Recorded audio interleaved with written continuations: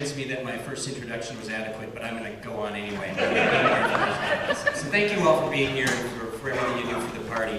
I'm Jeff Johnson. The quick background for those of you who don't know me, I grew up in northern Minnesota, as did my wife. I'm from Detroit Lakes and Crookston. Went to Concordia College up in Moorhead, Minnesota. I spent most of my life in the private sector, but also during that time served for 6 years in the Minnesota House, and now the last 5 years as the often lone, often loud voice of some level of fiscal sanity on the Hennepin County Board. I am a lifelong Republican activist, an unapologetic fiscal and social conservative, although not in a loud or obnoxious sort of way, but more in a Norwegian Lutheran from northern Minnesota sort of way. I'm seeking your endorsement for governor of Minnesota, and I will honor that endorsement because I believe it matters, and I really believe that it is our best path to victory in November. And so today I'm going to ask for your support, but I also want to ask something else of you that I always ask at these forums, and that is, as you listen to us and as you watch us today, you don't just view us from your vantage point as a Republican activist, but you also try to put yourself in the shoes of your non-Republican neighbors and ask the question, what are they going to think of these guys? Are they going to like these guys? Are they going to trust these guys? Will they possibly want to vote for these guys? Because we are going to need, like it or not, we are going to need a lot of those non-Republican neighbors in order to win in November. And that doesn't mean we compromise our conservative principles. I've never done that, and I never will do that. But in order for us to win, in order for Republicans to win statewide in the state of Minnesota, it's not just enough for us to say, let's pick a solid conservative. We need to do more than that. We need to pick a solid conservative who can also make a personal connection with everyday Minnesotans who aren't Republicans, and who can share a very positive, relevant, conservative vision that actually inspires people and makes them want to pick us over all of those promises that the Democrats are going to give them again over the next 8 months. So today, I just ask that you try on your neighbor's shoes for a few minutes because they are going to be crucial for us winning in November. So again, thank you for being here and for everything you do for the party, and I hope to earn your support. Thanks.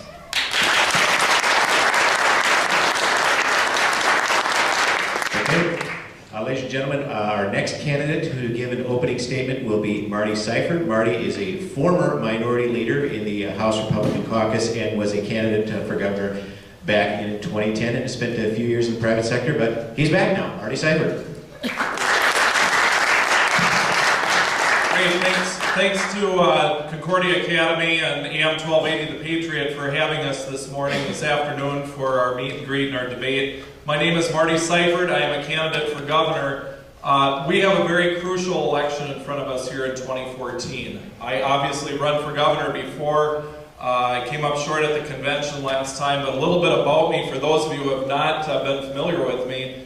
I am the youngest of 6 kids. I was raised on a farm in southern Minnesota. I'm a lifelong middle-class Minnesotan. I spent my whole life here. I'm the candidate with the Minnesota accent, they always joke, which I think is a good thing. My wife Tracy and I have 2 children, Brittany and Braxton. I have been a school teacher. I've been a university admission counselor. I've been a real estate agent. I've worked at a hospital as the foundation director. And last and least, I have been in the Minnesota House of Representatives. I was 3 years as the minority leader when Tim Pawlenty was governor of Minnesota. If you want to know more information about me, you can go to seifertforgovernor.com. Unlike the Obamacare website, mine actually works. We have a lot of information about me and about my campaign on the website. Just a few information items about my candidacy. I am for downsizing government, just not making it a little more efficient. I am for abolishing the Met Council. I am for reducing the size, scope, power, taxation of the government so you can raise your own kids, your own family in the way that you see fit and not having government make your decisions for you. On education, I am for more school choice, for parental involvement, for local control. I do not want the federal government involved in your education. It's not in the Constitution. Common Core, no child left behind. It doesn't matter if it's a Democrat or Republican idea. The federal government doesn't belong in our schools dictating our academic curriculum. And with health care, I can tell you, thank you. And with health care, I can tell you, working at a hospital for the last 3 years, that Obamacare, I'm sure, is a disaster. We could work out pre-existing conditions and insurance premium spikes without the government socializing 1/6 of our economy. And I've looked at people in the eyes who haven't had dollars to pay to get into the care that they need, and we work that out for them with charity care and compensated care. Minnesota had more people covered with health care than any state in the United States. We didn't need Obama and Dayton to come in and socialize the economy for us. Also, real quickly on transportation, I'm a road and bridge guy. That's how 95% of our population gets around. That's where the priority needs to be. The $1.5 billion Southwest Light Rail line for a few hundred people for 14 miles is ridiculous. It is not where dollars should be going in transportation. With that, thank you, God bless you, and God bless the great state of Minnesota. Thanks. Our next candidate is currently the Senate Minority Leader, one of the Senate Minority Leaders, and before that, in addition to being an attorney, was a fellow Hubbard Broadcasting alumnus. Our next candidate, please welcome Senator Dave Thompson. Thank you, Dan. Those of you who follow me on Twitter saw that apparently my 21-year-old snowblower has a lifespan of 20 years. And so it did not fire up this morning. And lo and behold, I look up, and as I've been pulling on the thing for a while and it doesn't work, I see my neighbor heading over with a snowblower. And 15 minutes later, my driveway was cleared, and I gave him a handshake and thanked him for what he did. And you know, it occurred to me, he does know my politics, and I know his because we've talked, but generally that kind of thing doesn't matter. You know, if my neighbor's snowblower wasn't working and mine was, I wouldn't ask if he or she were a Democrat, Republican, liberal, or conservative. I'd take my snowblower and help. So the question becomes, how do we win this election? And I think how we win this election is we treat people like people. And we care about people in a way that they relate to. And we bring to them the kinds of things that we believe in and the ideas that we have in such a way that they understand that it will make their lives better. I certainly believe in fiscal responsibility. I've stood for it in the Senate in the 3 years I've been there. I've preached it when I was on the radio. I certainly believe in robust education choice. I'm going to advocate strongly for large tuition tax credits or vouchers. My healthcare policy is rolled out. You can see it at teamthompsonmn.com on my website. I want to rely heavily upon the free market and restoring power in the medical relationship to the relationship between the doctor and the patient, not the relationship between the government bureaucrat and the insurance company. I believe all those things. But what's important is, can I talk to people in Minnesota in a way that they understand that their beliefs are very similar to mine, if not exactly the same as mine?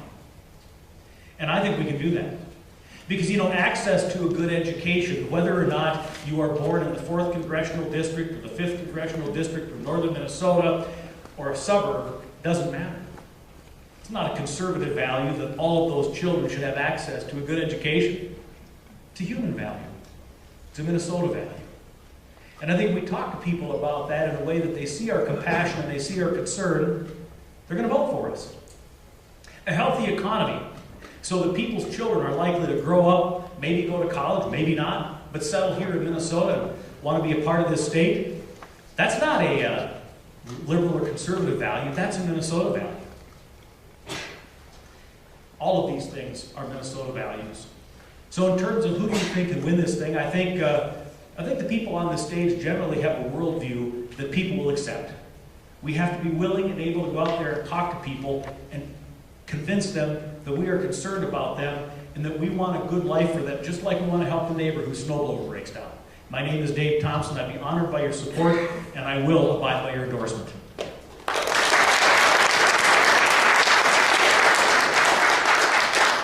Okay, our next candidate to give his opening statement will be Scott Honor. Scott previously has not held elected office, but he has been a success in business for a number of years, and he'll share his story right now. So, Mr. Honor. Great, thanks, Brad and Mitch. People have asked me, they've said, Honor, you're a business guy. What's prepared you for politics? Well, I once had a job shoveling horse manure at 5:30 every morning. I can't think of better preparation. Shortly after I announced I was running, I got a call from Tom, one of the dads in the Cub Scout den I led. And Tom said, I want to help support your campaign. He told me that ever since he came to Minnesota from Vietnam, he's considered himself to be a Democrat. But he's facing new challenges and his views are changing. Tom owns a nail salon, and he tells me he's been losing customers because taxpayers have been leaving the state and he's been losing revenues. Every year he's facing more regulations from government and it's creating a burden on his business. And Tom's driving 45 minutes each way so his kids can go to a good public school instead of the lousy school by where he lives. I'm proud to have Tom's support. And I think it's terrific that Tom's had a chance to live the American dream as I have and as I'm sure many in the room have. But I'm concerned that that opportunity to live the American dream is slipping away. I see the challenges that Tom faces as being caused in part by having a government that in many ways is working against him instead of for him. We have career politicians who spend their time focusing on what dollars we spend instead of the results we get. They accept mediocrity instead of striving for excellence. And unfortunately, we've had Republican leaders who, despite talking a good game, have failed to pass our agenda in a way that would help all Minnesota lives. I'm running for governor to help small business owners like Tom create opportunity for themselves and for the people who work for them. I understand what it takes to create jobs. In 1999, I started a business that today is the largest property rental payments company in the country. It has over 150 employees. Over the last decade, I bought and fixed 60 companies. I'll work hard to make sure that Minnesota has an environment that creates more jobs, better jobs, and rising wages. We'll do that by overhauling regulation, reforming taxes, and making Minnesota a right-to-work state. I'm running for governor to help parents like Tom. I want to see Minnesota be a state where our students have the best opportunity to pursue a career or go to college. I'll work to make sure that we have a system where dollars follow students, to offer more choices to parents. Eliminate the tenure system so schools can hire the best teachers and reward them. And get waste out of administrative costs and put it into the classroom. And ultimately, I'm looking to apply my leadership skills to have our state achieve better results with fewer dollars and see Minnesota live up to her full potential.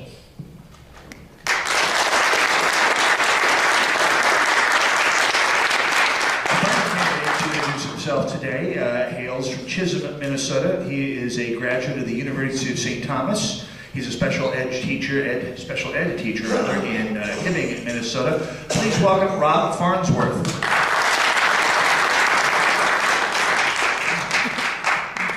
Well, thank you for having me here today. It's good to be here, and it's really good to see all of the students up in that corner. When I was in high school, I thought I was one of the few that was interested in this sort of thing, so it's good to see that large of a group here. As you said, I'm from Hibbing, drove up from Hibbing this morning. It's good to be here. I live in Hibbing with my beautiful wife, Janie, and our 3 children, Hannah, Isaac, and Abigail. And all 3 of them are sick today, so my wife is a saint, letting me come here today and staying home with 3 sick kids. I actually lived down here for about 4 years. I attended college at the University of St. Thomas. My first teaching job was pretty close to here at Mounds View High School. After I taught at Mounds View, I taught for the Minnesota Department of Corrections at 2 juvenile facilities for about 6 years, and now I'm teaching special education in Hibbing. I'm a bit of an unusual Republican. I'm the son of a 33-year union miner. I'm a teacher in the teachers union, and my wife is a union nurse, and I have remained a steadfast constitutional conservative. And sometimes I ask myself, what business does a teacher from Hibbing have to do running for governor? Here's the thing. As a teacher, I have seen teachers in both private, in correctional facilities, and public education, and we have teachers that are the best in the world. But our legislature is forcing our teachers to try and put square pegs into round holes. We're trying to prepare 100% of our students to go to a 4-year college and university. And that is just setting our teachers up to fail. We can prepare our students so that they can have a unique education and they will actually be ready for life. We can have our students walk out of high school with 2 years of college done and paid for at no additional cost to the taxpayer, and students would have 0 student loans, so if they went on to college, they would only have 2 years to pay for it. Those students that don't want to go to a 4-year college and university, we can have them walk out of high school with a technical degree, Partner with our technical schools and our high schools so that kids can walk out and work and make money and pay taxes and have 0 student loans and not pay any interest to Wells Fargo in San Francisco. And the third group, kids that won't go to technical school, wouldn't go to a four-year college or university, we can prepare for life with work skills and life skills. Now, I haven't been a special ed teacher at Hibbing my whole career. Like I said, I taught for the Department of Corrections. And this has given me a unique insight. One of the questions that I would like to ask you is, why would we consider allowing politicians in St. Paul to make Minnesota less safe? And as a former correctional employee, I have seen this from the inside. And my question, why would we even consider allowing somebody who has sexually harmed a child to get out of prison? Hopefully I'll get a chance to talk about this more and about other issues, but I see that my time is running out, so thank you.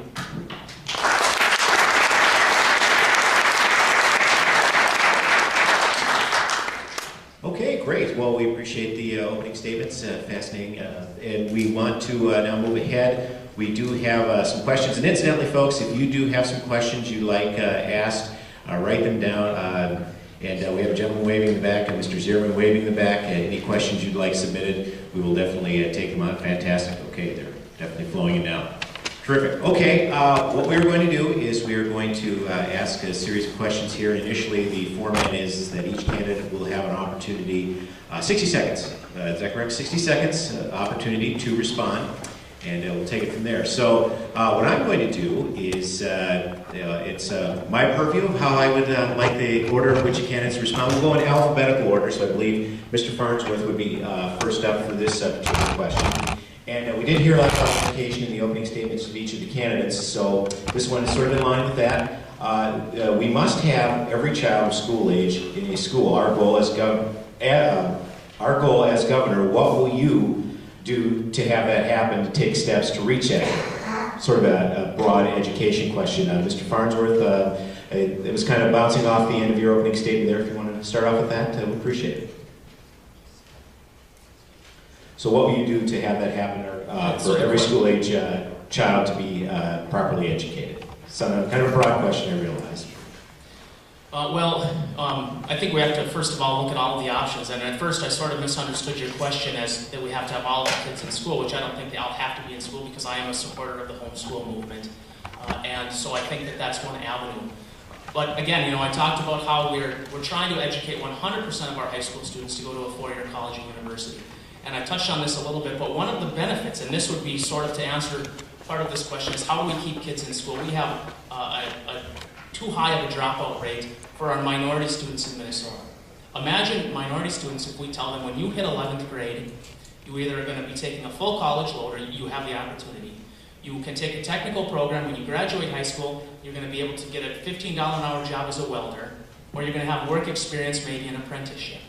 My guess is that those students that would be more likely to drop out would say, yeah, I'm going to stick it out. I don't want to make minimum wage. If I walk out of high school with a technical degree, I'm going to be able to make a good living. And that's one of the steps that I would do that would keep kids in school.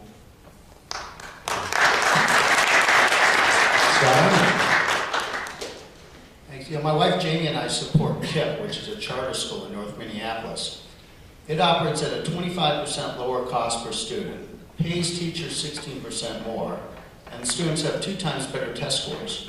We should be doing more of that. When I talked to the head of school there and asked him about what challenges he faces, he told me about how they want to expand and build a grade school. Right now it's just a middle school, but in Minnesota it's illegal for a charter school to own real estate.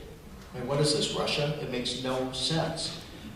We need to have a government that's working for how we create more choices for parents, not inhibiting schools to grow and succeed. I've gotten to know the governor of Louisiana. He's put forth one of the smartest plans in the country of using school vouchers. I want to see us do that here in this state. Have a system where we offer more choice to parents.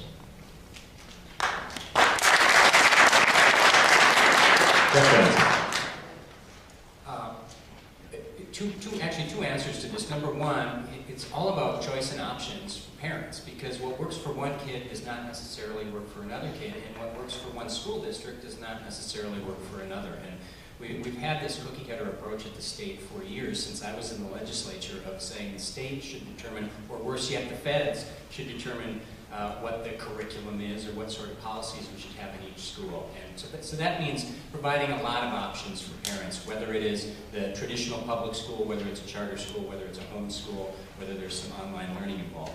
The other piece that is really important to always note, and it's one of the 3 priorities that I talk about wherever I go, is the educational achievement gap. That disparity between white students and students of color in Minnesota. It's the worst in the nation in this state, and that is shameful and it's shocking. And we need a governor who's willing to take that head on, and that probably means a rather public battle with the education establishment and the teachers union about parental empowerment and real school choice, but that's something we absolutely have to have.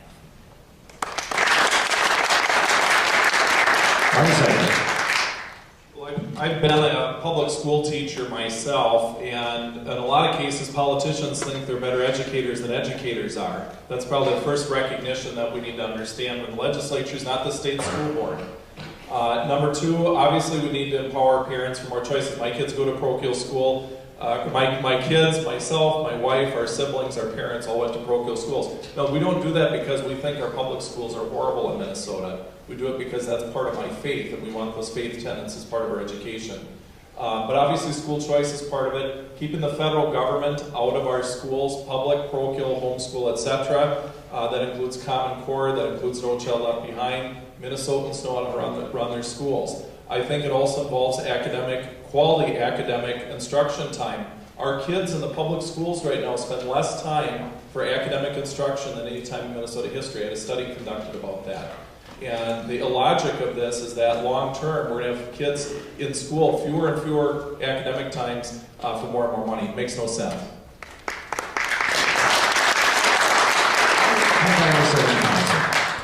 Well, first off, I want our public schools to succeed. I got all of my formal education in public schools. But you know, we as Americans believe that iron sharpens iron. That competition makes everybody rise to a higher level and produce a better product or service. Why should that not apply to schools? And that is why I have spent a good part of my public life on radio, TV, and in the legislature advocating for school choice. And I believe that if students and parents are given an option, and if we make a robust amount of money as a part of these choices, or a part of these tuition tax credits or vouchers, that there will be a supply of schools that will come in and create the kind of competition that you see between Target and Walmart and McDonald's and Burger King. And I think that high tide will raise all boats. So I'm not going to allow myself to be pigeonholed into the idea that this is an anti-public school move. It is not. It is an attempt to raise the education for all students in Minnesota, school choice, and if that means pushing hard against the unions, we'll have to do that.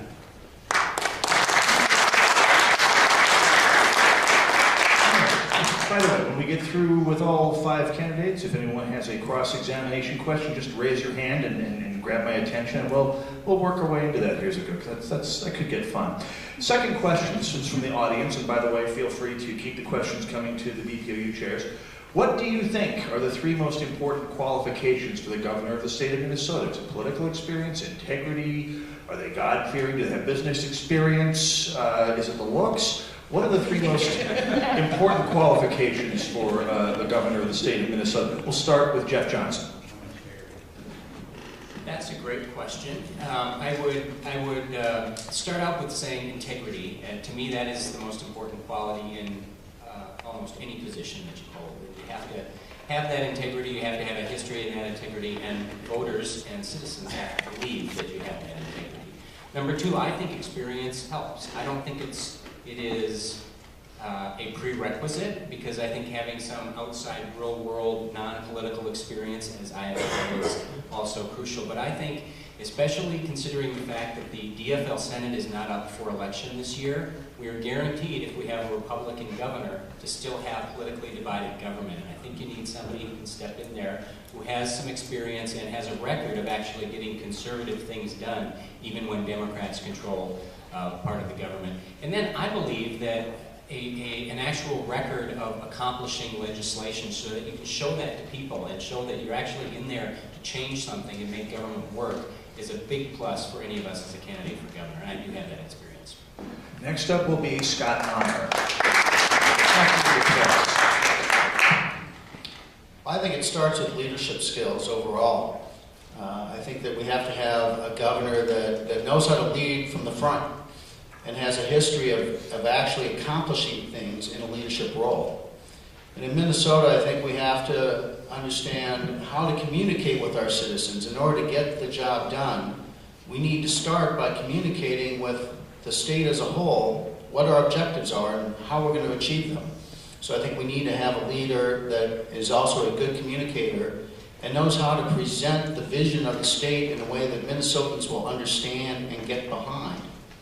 And then ultimately, I think it's having actual experience and proven experience in achieving results. It's not just enough to have the rhetoric. We have to have a leader in this state who has gotten things done. Next up, we will go to Dave Thompson. Vision, consistency, and the ability to lead. If you don't have the right vision, nothing else matters.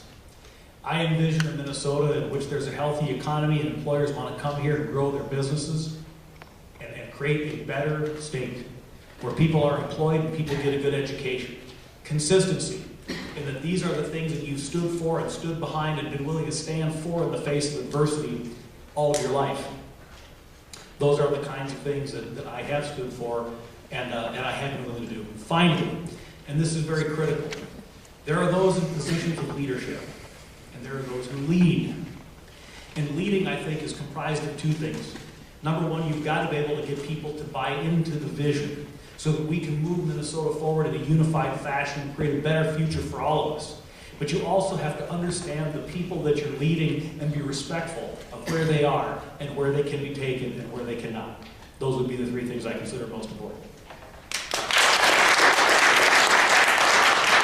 Next, Rob Farnsworth. Do you need the question again? No, I need the question. Okay. It was Marty's turn.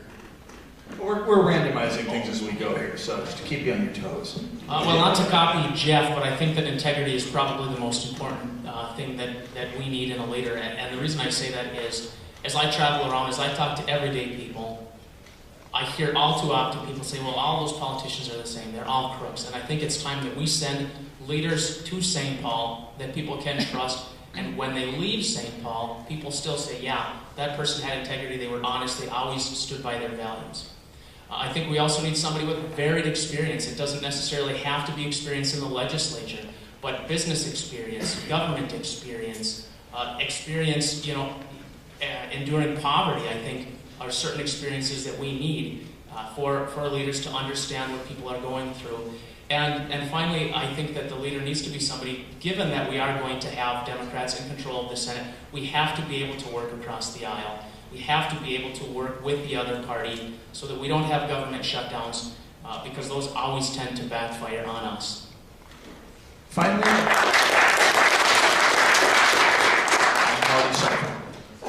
I think a wide variety of experience is important. I've been a lifelong middle-class Minnesotan. We have to run a candidate who understands the average middle-class Minnesota budget. The average Minnesotan in this state will see their discretionary disposable income go backwards in the next year. I understand that. We pay our own health insurance. I'm not a member of the legislature right now. I'm not independently wealthy. I know how it feels. I know how the average person feels out there. We need someone who can stand on stage with Mark Dayton and make that articulation. Honesty is obviously very important. As a member of the legislature and as a candidate for governor, I have never taken a contribution from a lobbyist ever, and never will. And I think that is a unique part of what I bring to this conversation, is that people are very cynical about politics. I got elected in a district that was carried regularly by Democrats, but I got reelected with 60 to 70% of the vote. You have to be able to communicate with people who are not just Republicans, and I've been proven to do that. Fantastic, thank you. We are going to move on to the next question. And the Democrats at both the national and state level are making income inequality a primary issue. I'll start in random order again. We'll start with Scott Honor. How will you respond to this particular issue that Democrats are touting there is such an income inequality, and does government even have a role in trying to fix this? Scott Honor, we'll start with you. Well, I do think that we need to make helping Minnesotans have a hand up to improve their levels of income a high priority. I want to focus on making sure that we have an environment that creates more jobs, better jobs, and rising wages in a way that helps all Minnesotans, including those at the very bottom end of the socioeconomic spectrum. We're going to do that by implementing our principles. We need to create an environment that's creating more jobs in the state. We're chasing companies out of the state. We're chasing taxpayers out of the state. And I'll put in place a plan to turn us back the other way and have this state be competitive regionally, nationally, and globally. We'll do that by overhauling regulation and taxes, making Minnesota a right-to-work state, and creating a level playing field that creates opportunity for all Minnesotans.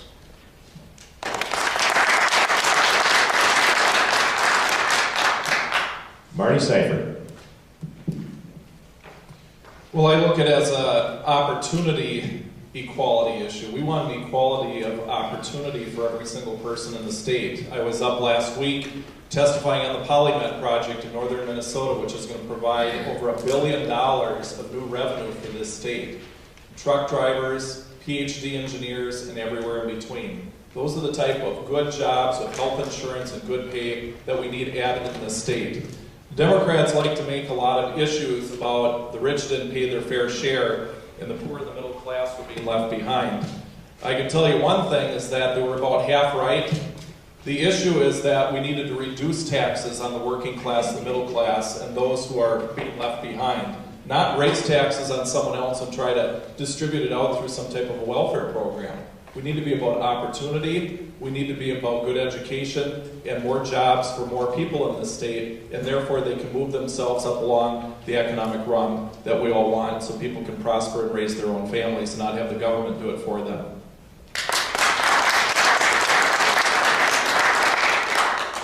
Dave Thompson.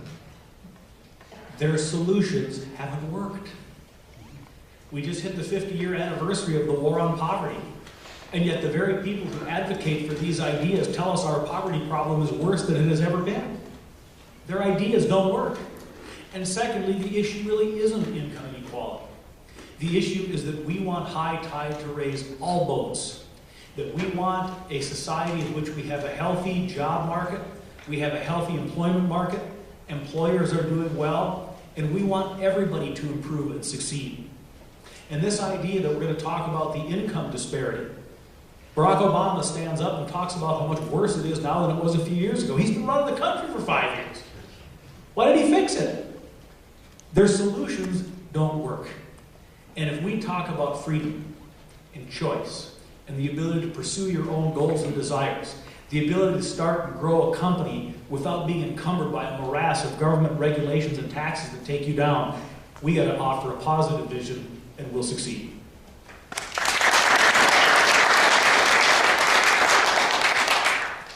Jeff Johnson?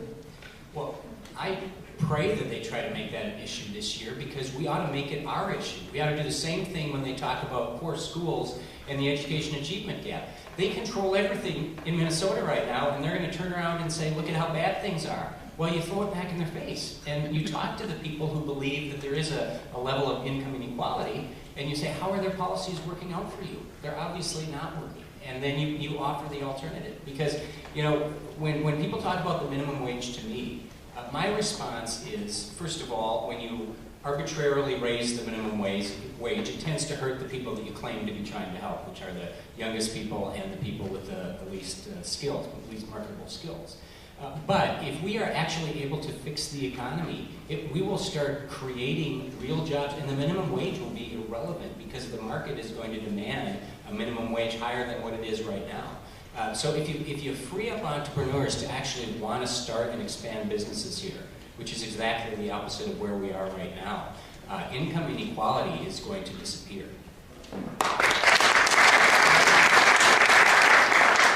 And we'll wrap this question up with Rob Farnsworth. The best thing that the government can do to deal with income inequality is to get the heck out of the way. I live in Hibbing. I grew up in the 80s when the mines were opening and closing. I remember a time when we had 1 jar of peanut butter and 3-day-old bread. People need jobs, and those on the left would say we can't open mines where there are billions of dollars and hundreds of jobs.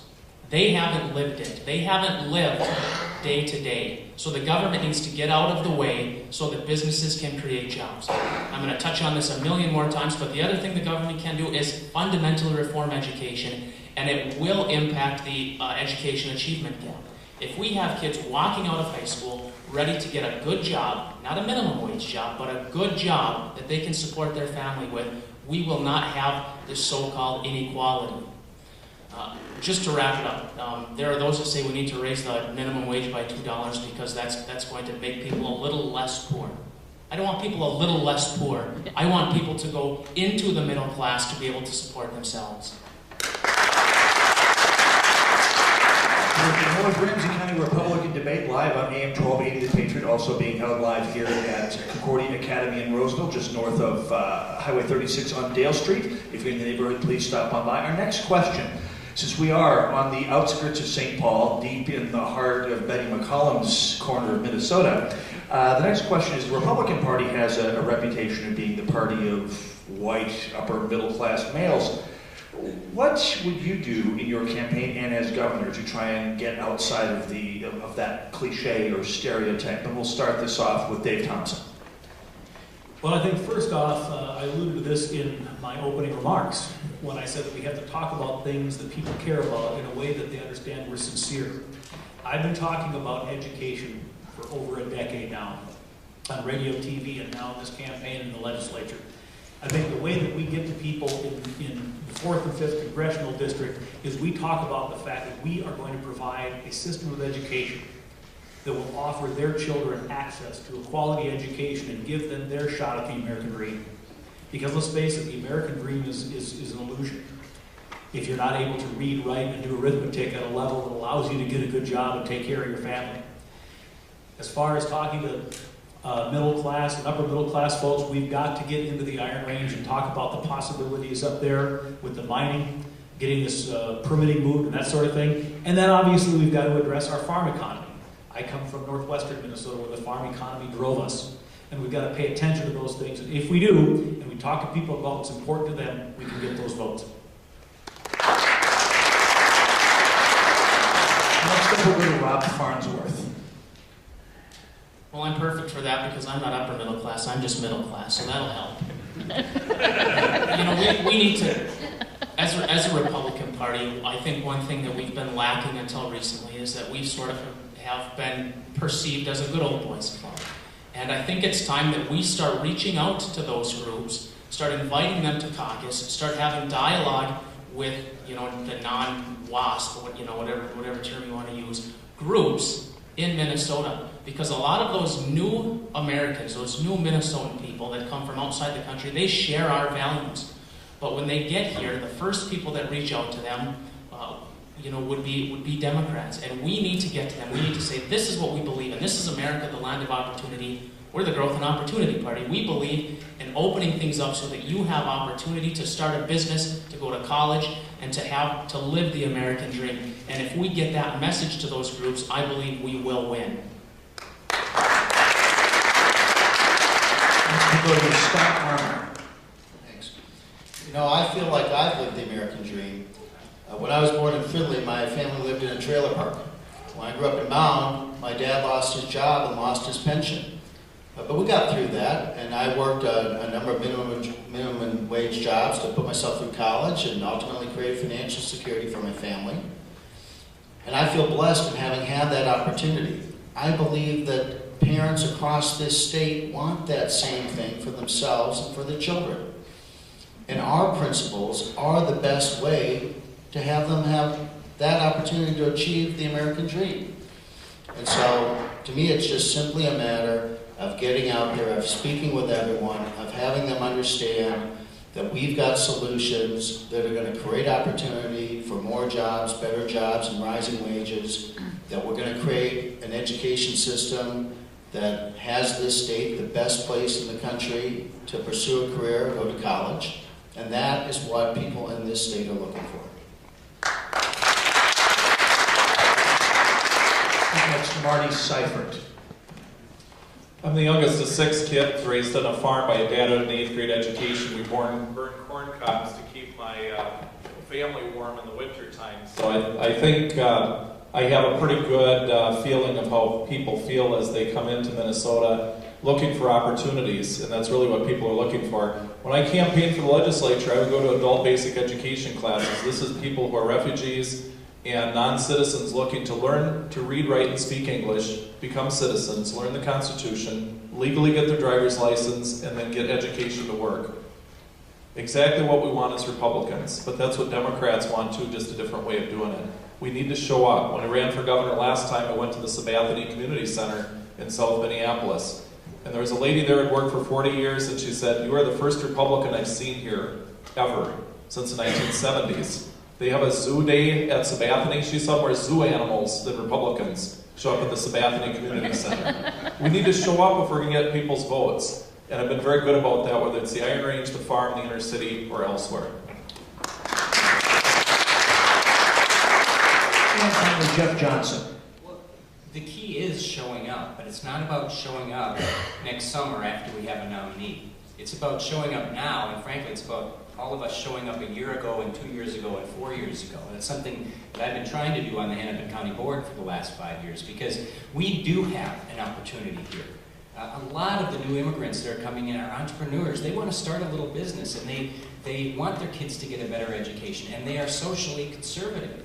But they are told by their leadership that we all hate them and that we don't want them to succeed. And when they get to know you, when you show up over time, not at the very end, but over time, it's harder for them to believe that you're an evil person. And their response is, "Hey, wait a second, Jeff Johnson showed up 2, 3, 4 times, and we talked to him, and we think he actually does care about us." So it's about showing up and trying to, as best you can, go to their community. It's not about giving them a seat at our table. It's about trying to get a seat at their table and letting them know who you are and finding out what their needs are. And that will help more than anything else we can do.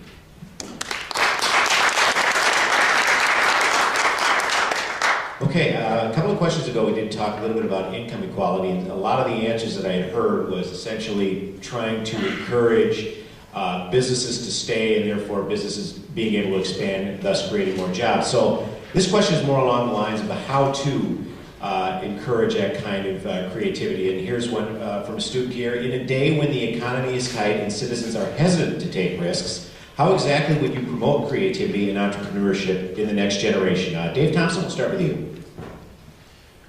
Well, I think first of all, the reason that a lot of people feel that way is we have had elected officials and others talking America down and talking Minnesota down. How many times have you heard this governor pick a group of people that he says are exploiting the rest of us, and that because of what they are doing, we are not able to get ahead? And other members of the legislature that are in his party do the same thing, and the punditry on the left does the same thing. So first of all, we have to encourage people and help young people to understand that this still is the land of opportunity. And then as Milton Friedman once said, talking to Phil Donahue, no system known to man has been able to improve the lot of the ordinary citizen like the entrepreneurial endeavor unleashed in capitalism. So help people to believe that they can do it. And then secondly, we've got to follow through on our promise and create an environment in which that success can happen. And that's where we talk about reducing the amount of regulation, reducing the amount of taxes, and making our tax system smarter. So encourage people and then create a system in which they can thrive. Next up, Scott Honor. Well, I've started companies. I started a business in 1999 that's now the largest property rental payments company in the country with over 150 employees. What we have to do is make Minnesota an environment where people want to start those sort of businesses here. Today, we don't have that environment. We rank last place in the country in startups. I was speaking to a friend named Mike down in Prior Lake a while back. Mike recently started a new insurance business. He went to the Minnesota Insurance Commissioner and asked for a license and was told that the process would take him 2 years.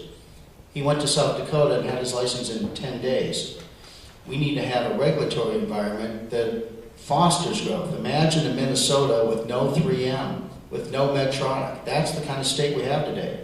We have to have a fair tax system. We can't use taxpayer dollars to bribe companies in while chasing the companies that are here out. I'll make sure that we have a smart system that's creating the sort of growth opportunity here that all Minnesotans deserve to have.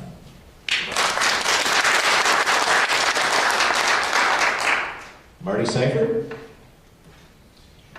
I think it's a little bit complicated, but I'll try to pound it in here. Number one is increasing people's average discretionary disposable income, so they have the dollars to actually put into starting a business. That means fixing this healthcare issue, which is the cruelest tax that I've seen on people when they have 20, 30, 40% premium increases because of Barack Obama and Mark Dayton. We need to cut fees and regulation. In Minnesota right now, to open a distillery, it costs $30,000 for a license. $30,000. In Iowa, it's less than $500 for the same license. So you know where they're going to go. This is on and on with various types of businesses in Minnesota. We also need good education. If we have poor education, we can have all the disposable income and tax cuts you want. We have to have that too. Medtronic was started in a garage of a couple guys. And under the Obama-Dayton economy, we're now seeing people live in their parents' garage rather than inventing things in their parents' garage.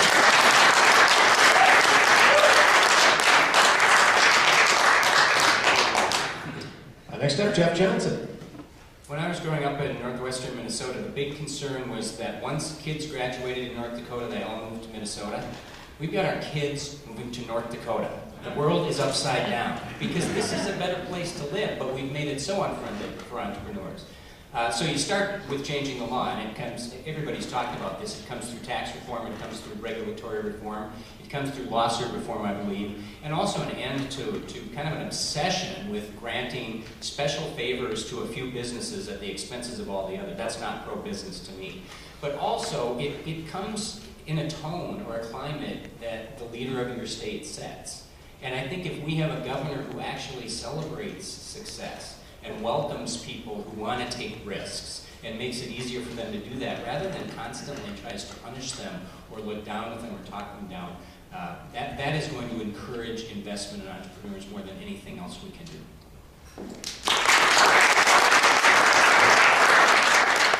And last respondent, Rob Farnsworth. I just want to be clear, the question is how do we encourage entrepreneurship in the next generation? Yes. Okay.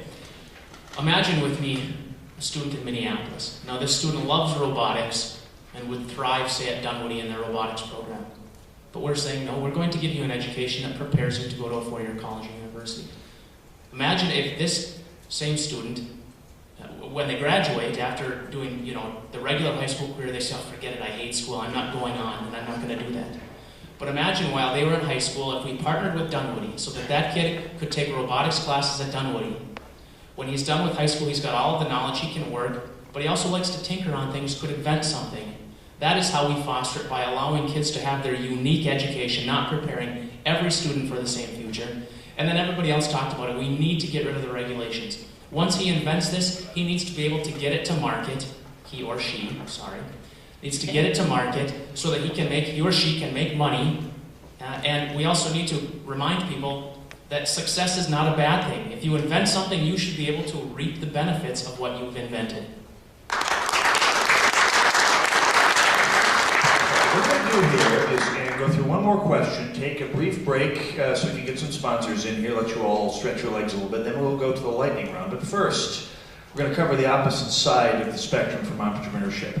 Minnesota's government has been fairly described as a human services bureaucracy with a legislature tacked onto the end. What would your administration, should you be elected, do with respect to getting our human services bureaucracy under control? Let's start with Rob Farnsworth. I thought about this a lot, and there are a couple of steps that I would make. First, I believe that money that is spent at the most local level is spent most responsibly. I believe that all of social services should be provided at the county level. And so what I would propose is that we cut taxes, and specifically we cut the sales tax. The sales tax in 1967 was 3%, now we're at almost 7%. If we cut the sales tax, while at the same time cutting health and human service budget, now some people are going to say, oh, Republicans, you just want to take away from the poor. That's not what I'm saying. What I'm saying is we're going to cut the budget, but we're going to tell counties we're also cutting the sales tax, so that you have the flexibility to provide the services that you need, so that if, say, Kitson County in northwest Minnesota doesn't need as much social service money, they might raise their sales tax 1%. They have the flexibility. Right now, counties get money either from local government aid or from property taxes. We need to give them flexibility to raise that money at the local level, spend it at the local level, and keep the middleman of state government out of it. Jeff Johnson. Well, we are still, there was welfare reform in Minnesota 10, 15 years ago, but we are still an outlier when you compare comparable states with respect to what we spend on human services versus other programs.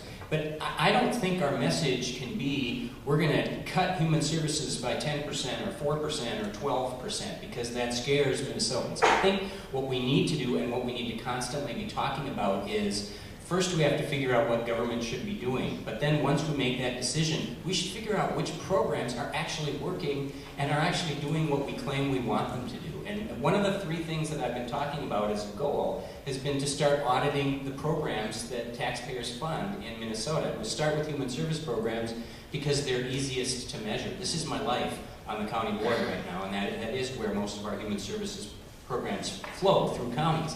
And those programs that are actually changing people's lives and helping them move off of welfare, we should celebrate those programs. But the many programs that we fund because they make us feel good but are ineffective, those are the ones that we need to end, and that will get this under control better than anything else we could do.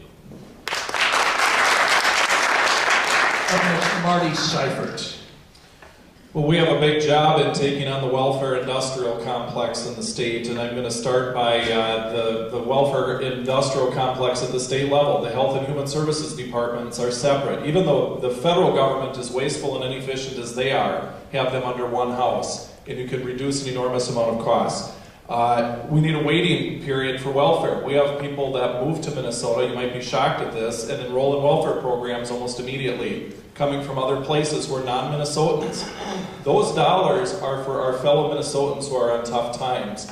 We don't want to have a magnetic effect. In working at a hospital, I've seen people who haven't had the dollars to pay for health care. There are a lot of opportunities for us. People that go to urgent care with things like ear infections, urinary tract infections, bee stings, mild lacerations. In Marshall, Minnesota, at our urgent care, it costs $68 to go see a nurse practitioner to take care of such things. At the emergency room for the same thing, it's $680, a 90% cost difference. If we could pre-triage people, you could save a lot of money and you could still take care of people. That's what we need to do as Republicans. Scott Honor. Well, I think we have to start by instilling a sense of culture in government that has government thinking of it. Its job is to serve the citizens as the customers and owners of government. We have to have the right leadership overseeing all functions in government. And in Health and Human Services, we need to do smart things and take examples of what's been done effectively elsewhere. I've gotten to know the governor and lieutenant governor of Kansas, Sam Brownback, and Dr. Jeff Collier.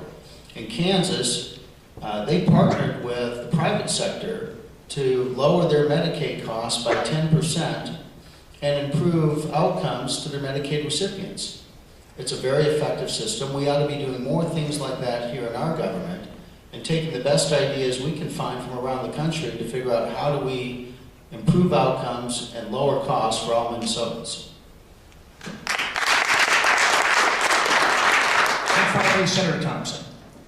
I think it was Cicero who said our most common form of ignorance is forgetting our objective. What is the objective of Health and Human Services?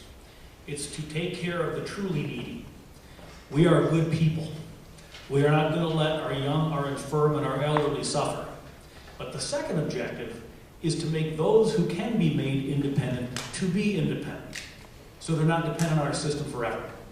So there are all kinds of examples that we can give, but in a 60-second answer, what I can tell you is we have to look and ask ourselves, are people the beneficiaries of government benefits that should not be, that are not entitled to them, that don't qualify for them, but because of the lax system that we have, they're getting them? If so, we need to tighten that up. And I believe in independent outside audits to do that. I actually authored a bill that dealt with dependents of government employees, and we did that. And then secondly, any program that encourages dependency, or that we see the vast majority of participants end up in long-term dependency, get rid of it and promote those programs that give people an opportunity to get out.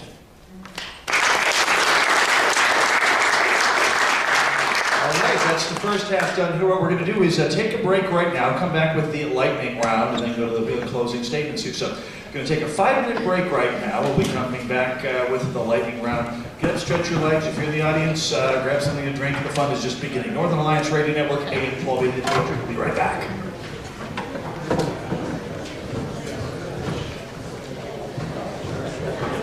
Thanks for the card. I didn't grab it. Oh, yeah, no problem.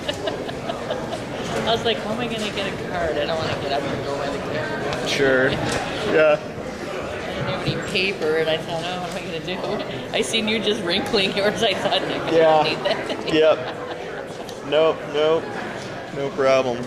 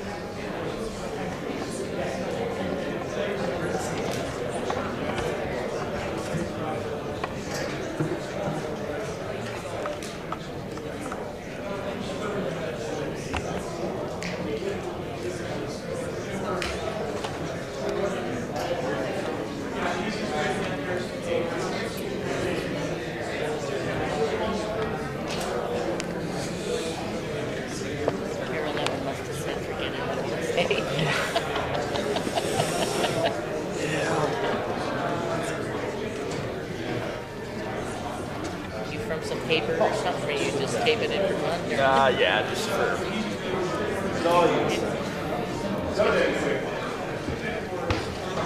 What'd you like so far? Sorry? What'd you like so far?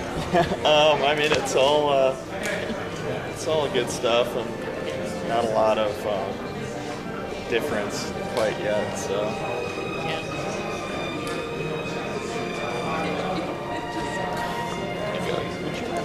No, keep it out. I'm just standing.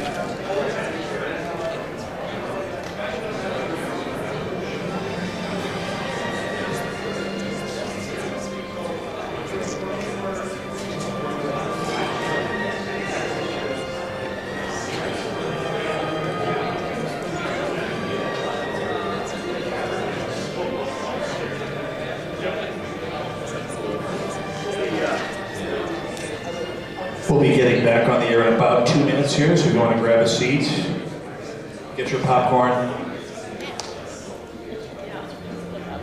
pick up a copy of the Pioneer Press.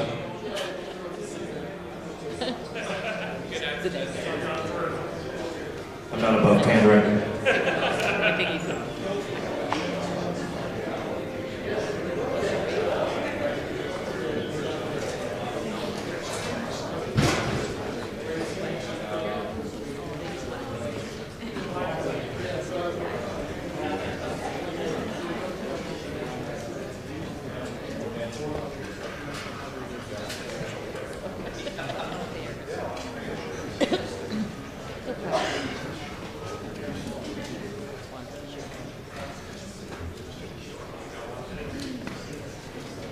About 1 minute here, so after that you'll have to walk really quietly.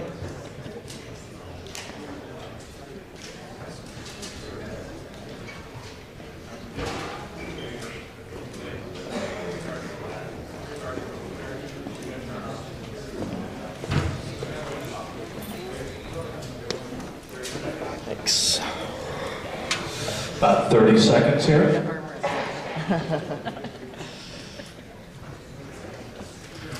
Every Saturday on the Northern Alliance, we're used to moving the audience in and out just like this, so it's all old hat to us.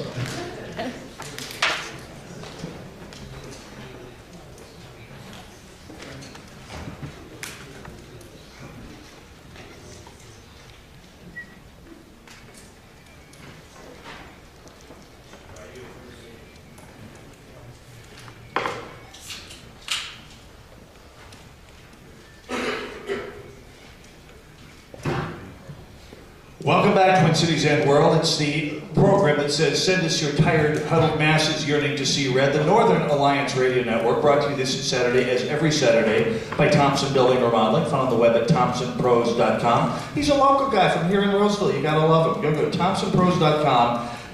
Check out the reference jobs. Give Jeff O'Mara a call. Tell him Mitch Berg and Brad Carlson sent you. He'll know exactly who you're talking about. They get a lot of business with us. Thompson Building and Remodeling.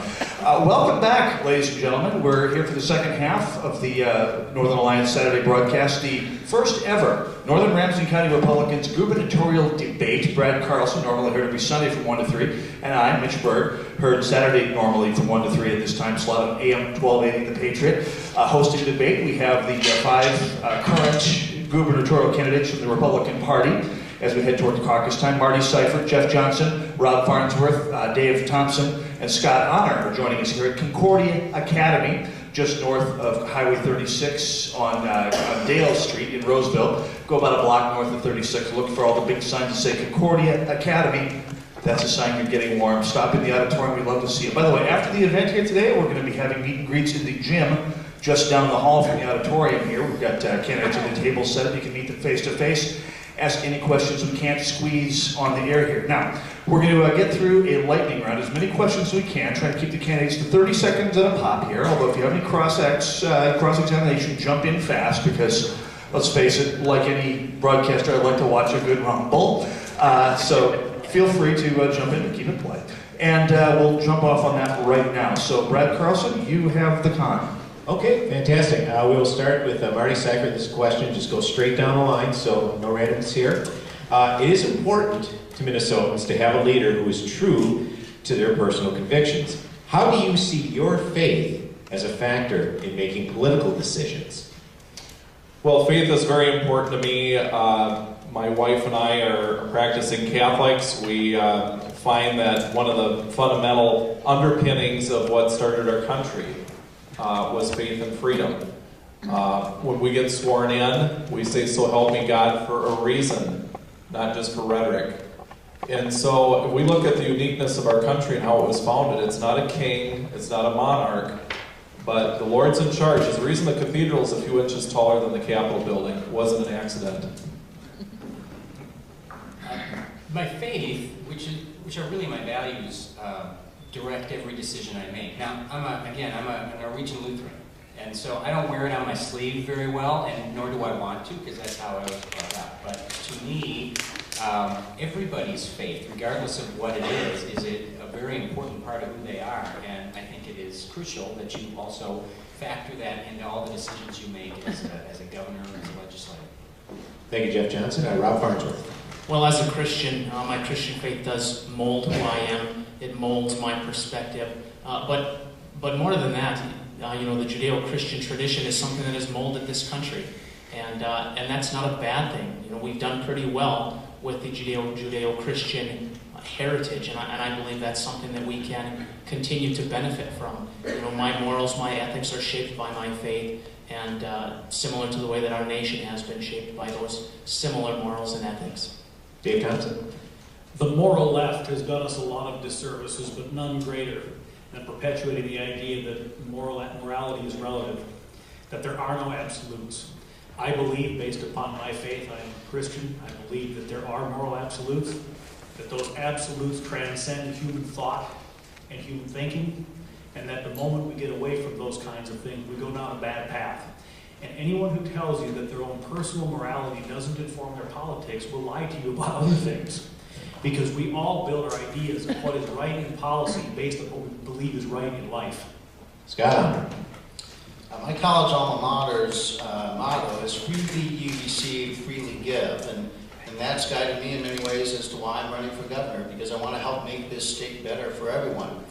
And ultimately, there'll be decisions that I'll rely on the Judeo-Christian values that I hold as the core value system about which I rely on making decisions. Okay, next question, 30 seconds pop here. We'll start again this end and work our way down. Why you? Why do you want to be governor? Why should you be governor? Marty Seifert. Well, it's real simple. I can do a better job than Mark Dayton, although that's a very low bar, quite frankly. My 9-year-old and I were talking about that the other day, and I think he feels qualified as well if you set the bar at that level. But we have a great opportunity in Minnesota right now to turn the corner to the right side. I don't mean politically right, but I am genuinely concerned about the direction of all government all the time, government-based solutions on everything, suffocating taxes and regulations. I want my kids and my grandkids to live in a Minnesota we can be proud of. Jeff Johnson. We're all friends up here, but I wouldn't be running if I didn't think I was the strongest candidate. And I say that because I believe that I am the candidate who is both endorsable and broadly electable in this race. Endorsable because I have an impeccable conservative record, and I think the straw poll results at State Central a couple months ago showed that I'm very endorsable. But none of that matters if we don't pick somebody who can actually connect with non-Republicans. And I think if you look at my history, particularly in garnering votes in Hennepin County, which has largely abandoned us as Republicans, that would suggest I'll be strong more broadly. Rob Farnsworth. I believe that I would be the best governor candidate because we need to think outside the box. When we're looking at who we're going to select, we constantly go to the same sources, to the legislature, to other areas, to pick Republican candidates. We need to think outside the box and pick a candidate that can relate to everybody in Minnesota. I am a normal middle-class person. I'm a teacher. My wife's a nurse, and it doesn't get more normal than that.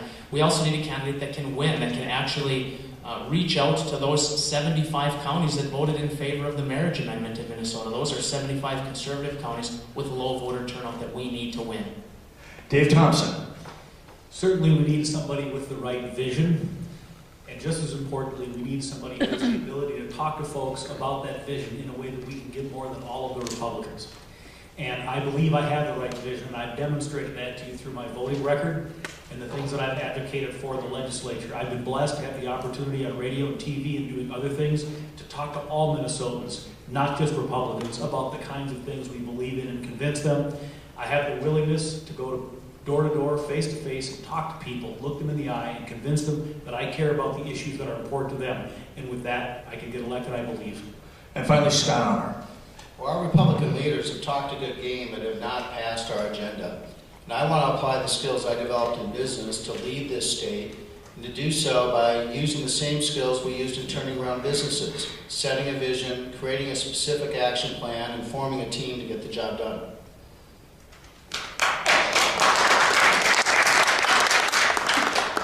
Okay, next question, and this time we'll start at the opposite end of the table with Scott Honor and just work our way down. This pertaining to a specific issue. A local government aid was designed to help small outstate communities pay for essential services such as fire and police. There's always talk about reforming it. What specific methodologies would you apply to reform it, Scott Honor? Well, I think we have to look at our entire budget and set priorities. One of the things that I've seen lacking in Republican leaders is an understanding of what is going on in the budget as a whole. Local government aid is clearly an area that we need to reduce spending and get back to the core original concept of helping some out-of-state areas that really need some additional help, not helping Minneapolis get more water fountains. Dave Thompson. Well, local government aid is by its nature a wealth redistribution program, and therefore I'm highly suspect of it to start with. But if we go back to the beginning and we look at the core of what it was intended to do, and that was to provide a method by which towns and cities that were so small that they had insufficient tax base to provide their basic infrastructure could do so, that we would help with those. The idea that now political power has accumulated within the central cities so that the biggest beneficiaries of local government aid are Minneapolis, St. Paul, and Duluth, we at the very least have to take it back to its original purpose and stop subsidizing cities that don't need it. Rob Farnsworth. I believe that the state government has three fundamental purposes: education, transportation, and public safety. Two of those purposes, transportation and public safety, are areas that should be covered by local government aid. Again, I think that most services should be done by the county. I don't know specific reforms to the actual formula that we use, but we need to make sure that we don't reduce that local government aid to such a point that our outstate counties and cities are not safe and do not have a usable transportation system. Jeff Johnson. I think LGA is similar to so many government programs that are intended to help people but then actually hurt them because they create a dependency that we can never get off, whether it's a welfare program or a subsidy or something like LGA. But my goal would be to limit LGA to the cities that needed to provide core functions like fire and police and roads and maybe sewer and water. Finally, Marty Seifert. Well, I grew up near a town of 100 people, and local government aid, but not for local government aid, they wouldn't have had the streets with gravel on them, because the average income in my hometown is less than $30,000 a year. A majority of the people are on Social Security. That's what local government aid was for. As a Republican candidate, a lot of people in the rural areas are suspect that they can trust the candidate for governor to be sympathetic. And I have automatic credibility on that because that's where I grew up and that's where I live. It's for core functions. It is not for what's turned out to be an urban welfare program. Okay. As we're constantly reminded by the mainstream media, we are a purple state. But since we're at a Republican Party event, we're also bidden to remember it's we're told the party keeps getting redder and redder. Do you think that the Republican Party endorsement is a help or a hindrance given current conditions here in Minnesota? And what do you think, what do you plan on doing regarding that? We'll start with Scott Honor. I'm looking forward to this endorsement process and the caucuses on February 4th. We're working hard to get folks to come to those caucuses and support me. And I like the fact that it starts early and it has the dialogue going on now. We need more people engaged in the dialogue of how we make this state better. I understand that Marty Seifert and Kurt Zellers have said they're definitively going to a primary, so we're also going to see a primary. And I'll make sure my campaign is ready to compete in that primary and hopefully as the endorsed candidate. Dave Thompson. I believe the endorsement is a help. And I'll come back to one theme that I've had going this entire afternoon. I don't think the people in this room are that dramatically different from Minnesota at large, but the political rhetoric has become poisoned. And that's why, to me, if I get out there and talk to you sincerely about the things I believe, or I go into a quote-unquote hostile audience politically and talk about the things I believe, and we stick with quality education, a healthy economy, shoring up our healthcare system to put decisions back in the hands of doctors and patients, I think we can win and we can get endorsed. Rob Farnsworth. I believe that the endorsement process can be very beneficial. In my own experience, I ran in the 8th Congressional District in 2010. I was not endorsed. Chip Kravac was endorsed. I supported Chip. That was the right decision. The convention made the right decision.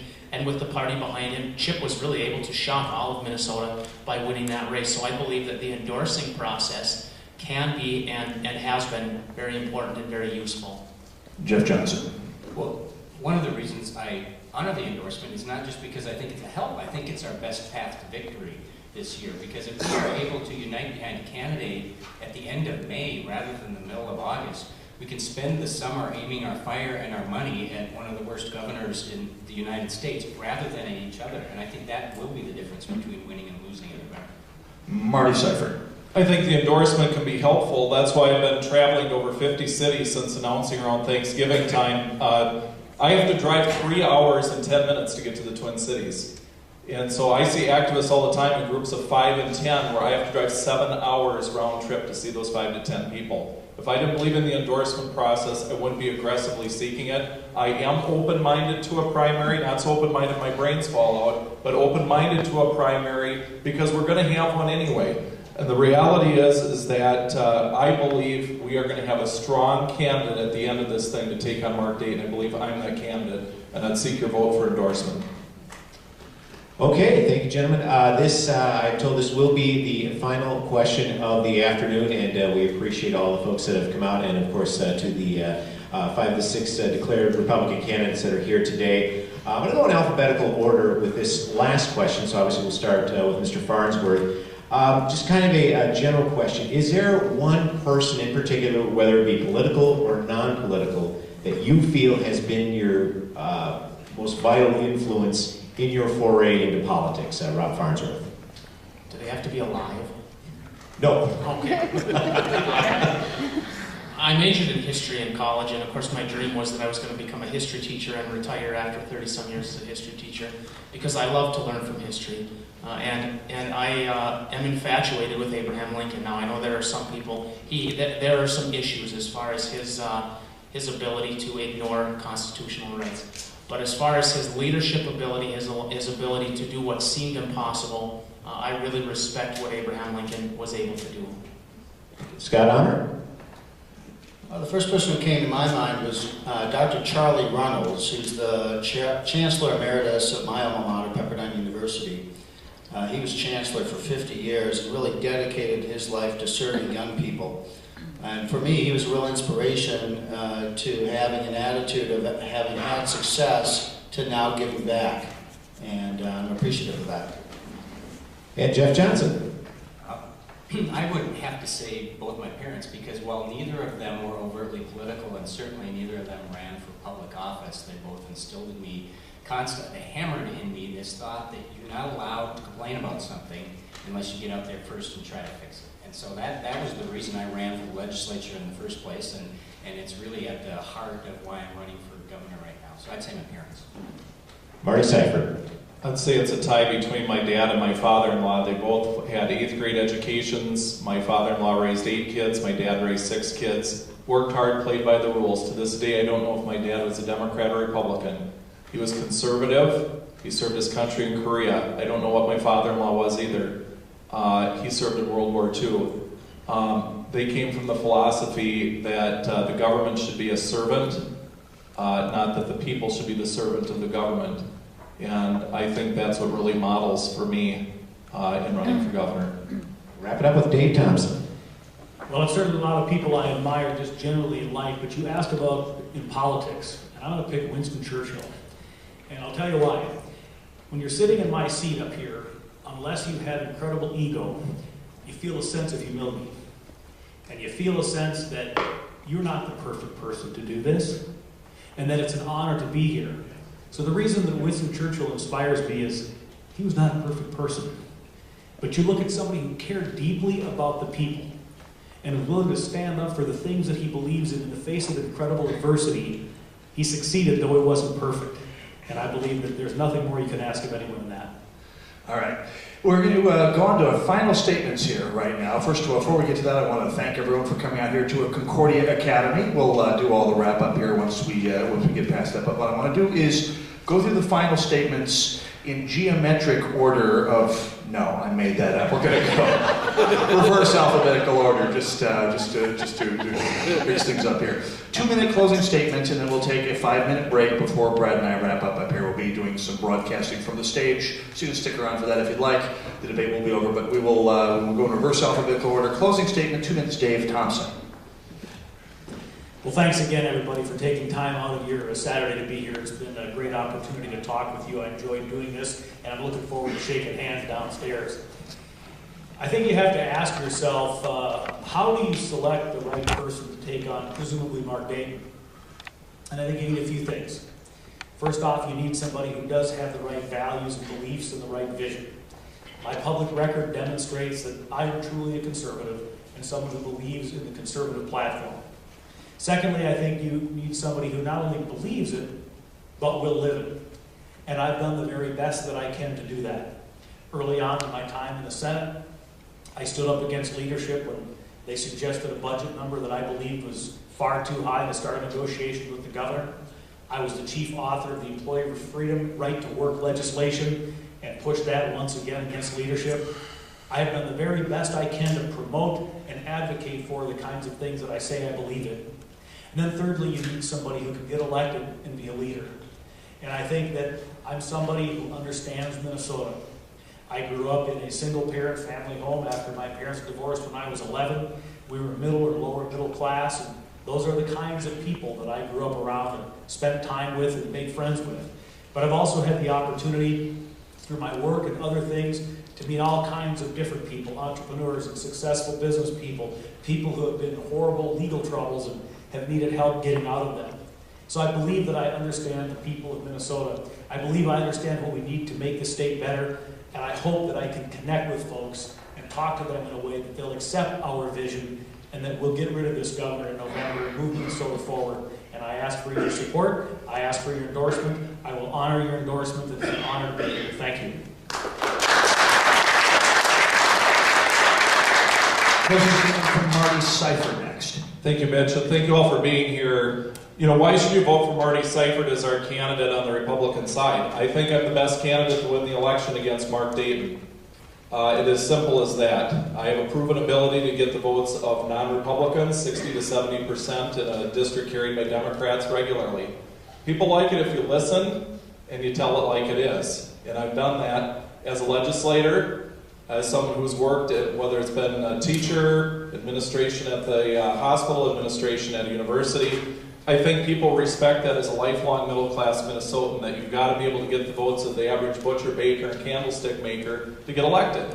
And I've done that. And when I was with 1,500 people in Duluth this last week to talk about the iron mines reopening, you have to pick a side. And that's okay. We had people that came up to me with the hemp mucklucks on and said, we understand you're going to open the mines and we don't like that. We're not going to vote for you. And I said, that's okay. Don't vote for me. The reality is leadership sometimes dictates that you have to take a tough position on different issues. And I've done that. People respect that. Not taking money from lobbyists is important to people. Being honest and ethical in everything that you do. And telling it like it is when you're on stage with Mark Dayton in a very crisp, clear, and articulate way is important, but it's also about listening and putting a good team together. There's a reason Mark Dayton's lieutenant governor is leaving and not running with him again. I told Channel 4, I talk to my lieutenant governor more than Mark Dayton does, and I don't even have one.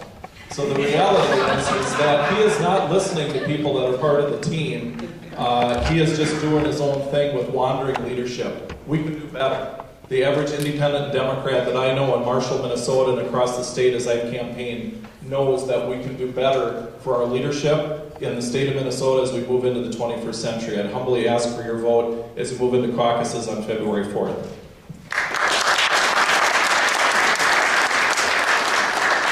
Up next, Jeff Johnson. Thank you. Well, thank you, Brad and Mitch and AM 1280 and Concordia and everybody who put this on. I think this was a great event, and thank you all, obviously, for coming today. I mentioned at the beginning that part of what we need to do as Republicans in this state to win is to pick a candidate who has a vision that can actually inspire non-Republicans and convince people who maybe aren't always with us to vote for us, at least this time. Martin Luther King did not have a 12-point plan. He had a dream. He had a vision. And here's the vision that I've been sharing with Minnesotans. I have a vision of a state where our government actually celebrates success rather than punishes it or looks down upon it. And a vision of a state where a great education is available to every single kid in this state. Not a lot of our kids, or not almost all of our kids, but every single kid, regardless of where he or she lives. And it's a state where healthcare decisions are made by patients and by doctors, and not by insurance companies, and certainly not by government. I have a vision of a state where the principles of economic freedom and individual liberty and personal responsibility and equal opportunity have replaced this obsession with government involvement in everything, and where the least among us, the most vulnerable in our society, are treated with dignity. And we're not just herding them into government programs that often don't work because that's what makes us feel good, but rather we're figuring out ways to give them access to the same private market that we're all in, so they can walk on the same level as us rather than some level underneath. And most importantly, I have a vision of a state where we have abandoned this philosophy that the poor are poor and the rich are rich, and the only thing we can do about that is redistribute the wealth. And instead, we are preaching a sincerely held belief every single day that the poor can become middle class and the middle class can become rich, and anyone who starts with nothing can still accomplish anything in this great state. That's the vision I'm sharing with Minnesotans, and I think that is how we're going to win this race. So thank you again for what you do for the party and our cause, and I hope to earn your support.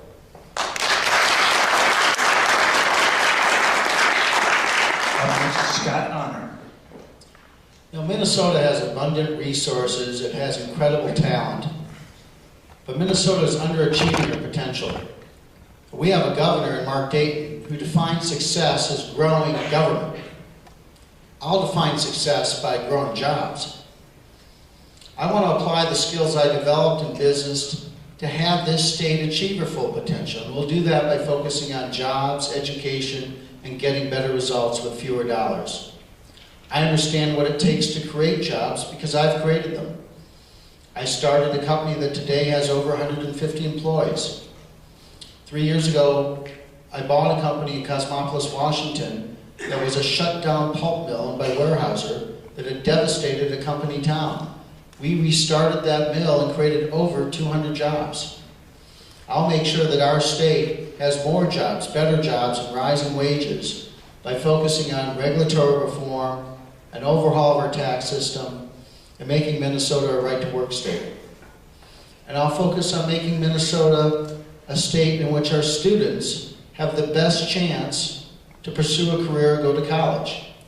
And we'll do that by putting in place a system that gives parents more choice by having dollars follow students, eliminating the tenure system so that schools have the best chance to recruit and reward the best teachers, and get administrative waste, dollars wasted in administrative expense into the classroom. And ultimately, I'll apply myself in a way that gets better results for this state and spends fewer dollars, and put Minnesota back on the path to make the Star of the North the Star of the Nation. Thanks so much. And finally, Rob Farnsworth. Well, again, I want to thank you for allowing me to come here today. And before I close, I just want to say, please visit www.robfarnsworth.org. I have the belief that we should provide as much detail about what we would do as governor that we can, and I have written position papers, and those can be found on the website. So please check it out as you're making your decision. Please check that out. Is there anybody in here that thinks that we can't afford another 4 years with Governor Dayton? Anybody? No. I don't think we can afford another 4 years with Mark Dayton, and there are 4 other people in here, I guess counting us, that agree with that. And that's why I'm here, because I believe that I'm the best candidate that can actually reach out to groups that don't traditionally vote Republican. And the way I say that is, I mentioned Chip Cravat earlier, and Chip proved that there is a recipe for success. In the 8th District, Chip got conservative Democrats that came across and voted for him that hadn't voted Republican in 50 years. Chip was a union member. He got the union vote. He was able to expand the Republican base, and he has forever changed the 8th District so that now this is the 8th District that had not been a toss-up for 50 years is a toss-up. and we have a good chance of winning that seat again. We need a candidate that can expand. We need to stop having this strategy of having statewide candidates that are good, but then we cross our fingers and hope that the independent can take more votes from the Democrat than from us. We need a candidate that can actually win more than 50%. But as I close, I want to ask you this. Since we're at a church school, this is something that's been on my mind because I really believe that there's a certain amount of divine activity in life and in our world. And what I'd like it to ask you to do is this. I'd like to ask you as you're trying to decide which candidate you're going to support, pray, ask for divine guidance. I don't know about you, but I'm tired of the left saying you can't bring religion into politics. We can and we should. It's important whether it leads you to support me or one of the other candidates. We need to seek divine wisdom as we make this decision. Thank you.